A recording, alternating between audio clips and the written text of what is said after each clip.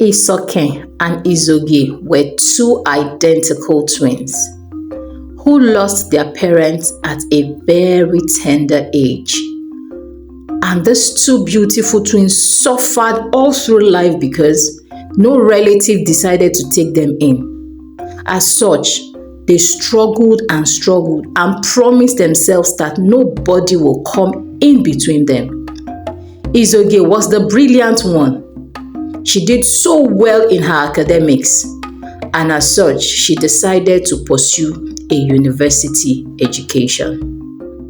When she gained admission into the university in her state, she promised her sister that she would do everything to come out in flying colors and give them a better life so they could stop suffering. Isoken, who wasn't so brilliant, decided to focus on her petty trading of frying akara in the morning and roasting corn in the evening, so she could support herself financially and also assist her sister in the school.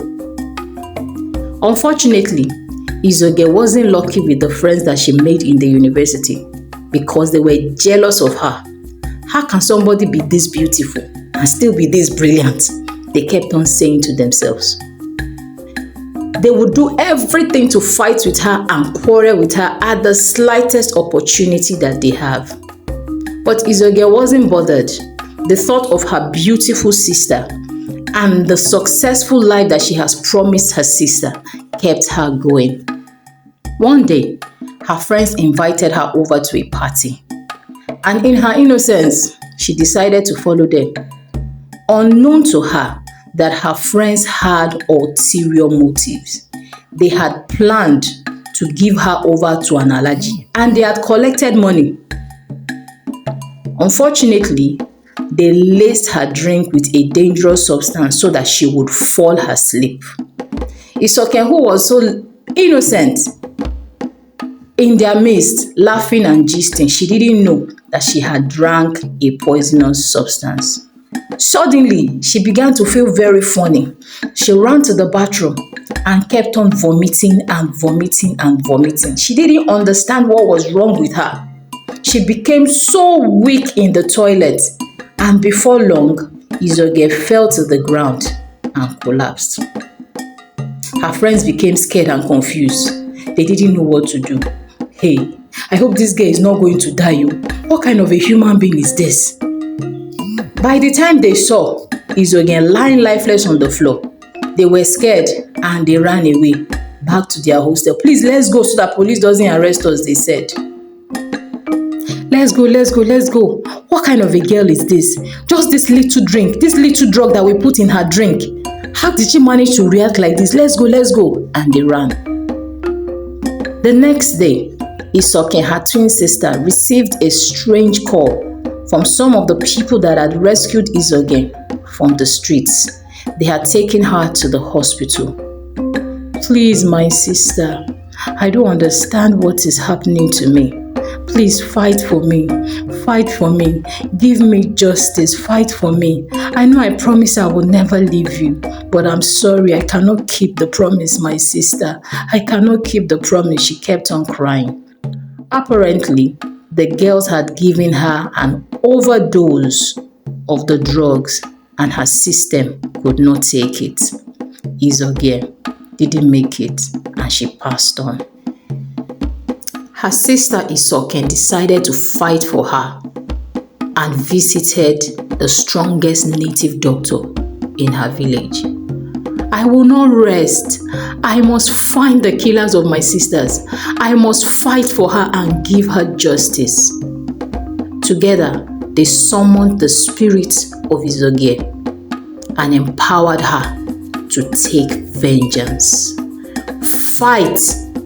Fight, my sister. Fight until you have peace. Fight until you are satisfied. This injustice must never go unpunished. They empowered Izogie's spirit. Suddenly, Izogie appeared in the hostel and her footsteps could be heard in the hallway. She went into the room of her friends and dragged them out of the hostel along with every other person she met in the hallway. She dragged them out of the hostel, out of the university, and nobody ever heard from them again. But Izogie's soul still didn't rest, and she kept on coming back for more. Every night, her footsteps were heard in the hallway, and the girls became scared. There was no more peace in the hostel, and she kept on dragging more girls and kept on coming back for more. Her footsteps became a nightmare in the hostel. But Izogie's soul still wouldn't rest. I will finish them all, she kept on saying. They hated me for no reason. They killed me. They separated me from my sister. I will destroy all of them. More girls and more girls and more girls. She kept on taking. After a while, they reached out to Izogie, her sister, to inform her of all what was happening and pleaded with her to do something about it. But Izogie was angry and refused. After a while, one of the girls in the hostel ran away and visited her grandmother Iye and told Iye all that had been happening. Give me her contact. I will send for Izogie.